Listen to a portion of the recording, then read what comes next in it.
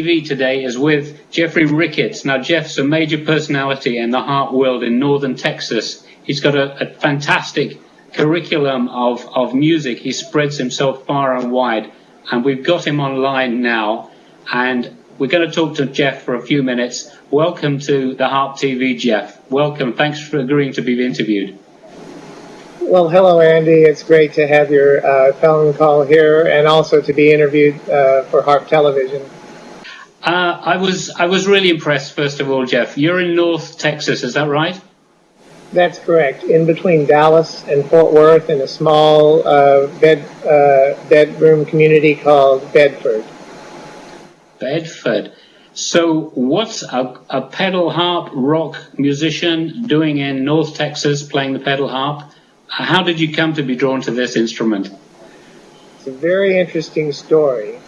I was a guitarist in a rock and roll band back in the late 1980s called Glass Onion, named after the Beatles song. And that band broke up, so I was looking for something to do.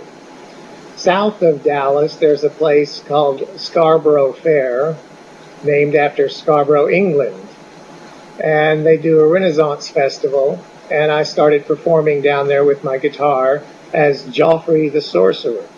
I did some crystal ball juggling and things of that nature. One day there weren't very many patrons, and my partner said, well, why don't we abandon our show and go watch another one? So I went and watched another show, and there was two folk harpists there, Judith Romero and Evelyn Stone, and they called their group Paracelt because one played a Paraguayan harp and the other played a Celtic harp. I'd never seen anything but a concert harp, and so the little harp really drew me. I was looking for a gimmick to stand out at the Renaissance Festival, and the harp seemed like the ideal thing, so I asked them if I could play around with theirs. Well, one of them has red C's and the other one has blue C's, so it was confusing at the start. But I was able to put my hands on either instrument and just automatically play chords and sing, and it seemed like a God-given talent from the very moment. So they encouraged me to study harp. I quit my day job and went to the University of North Texas and studied music theory, harp, and composition. And I'd never had any formal training in music before going to the university. I had taught myself to play guitar chords like most rock and roll kids in garage bands. But the harp, I felt like I really needed to study it. And so I started college at the age of 30 with, these are lines on a blackboard. They're not a musical staff until we put this thing on it, and it's called a clef. I started with absolute music fundamentals in college and maintained and was able to stay up with the rest of the college people, and somehow the harp took over my life at that point. I think it's a fairly common story that suddenly you get a big thunderclap and you see the harp and then suddenly it takes over your life. Right. My whole career has been that way. The thunderclap that led me to composing music for my rock band was when John Lennon was shot.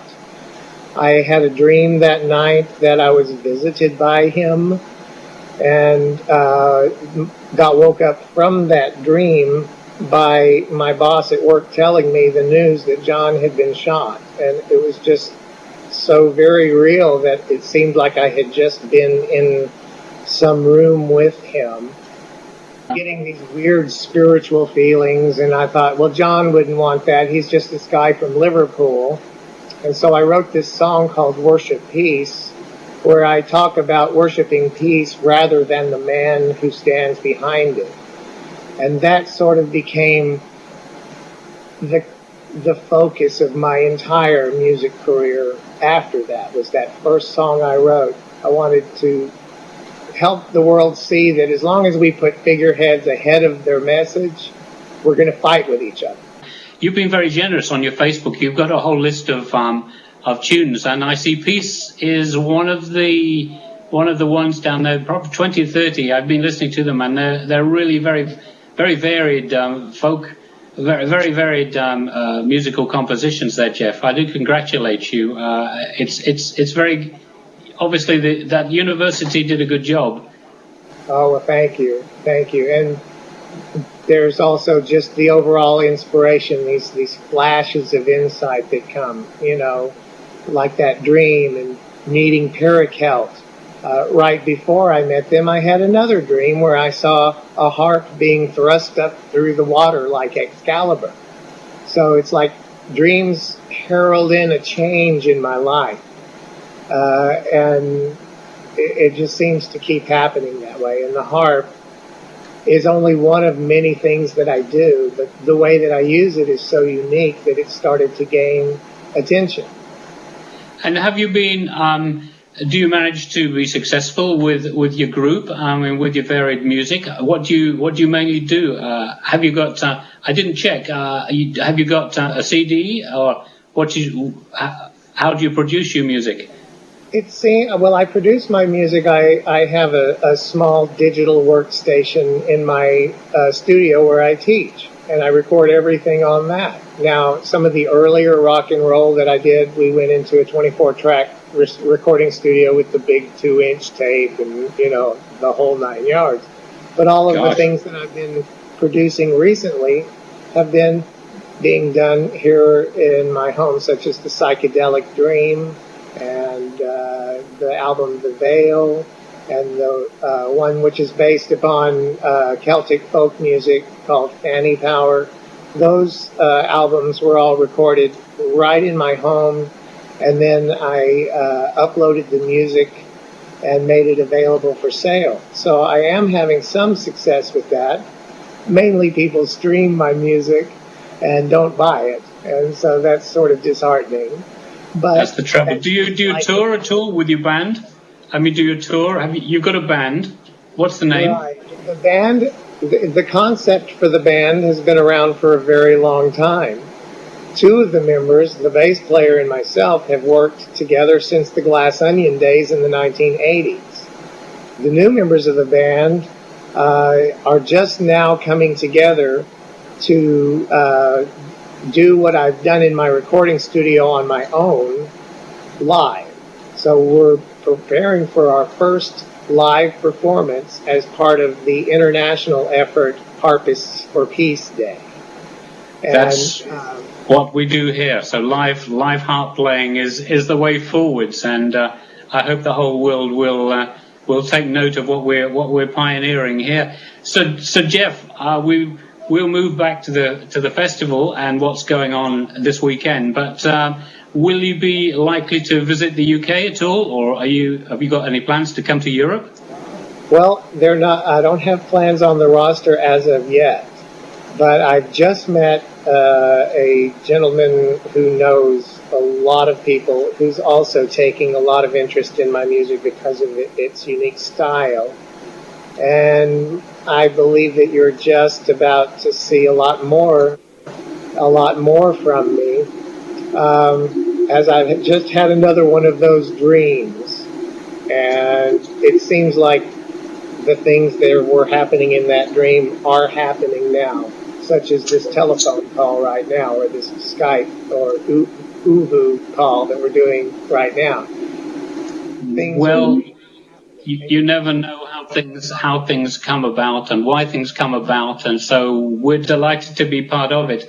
We've got to move on, Jeff, but I think we're going to talk again at length, and if that's okay by you, we'll perhaps have another interview later on where we can really discuss some of your, obviously your inspirations for some of the music. And I just would advise everybody to go to Geoff Ricketts' Facebook site, where he's got a lot of really great, varied music, very inspired.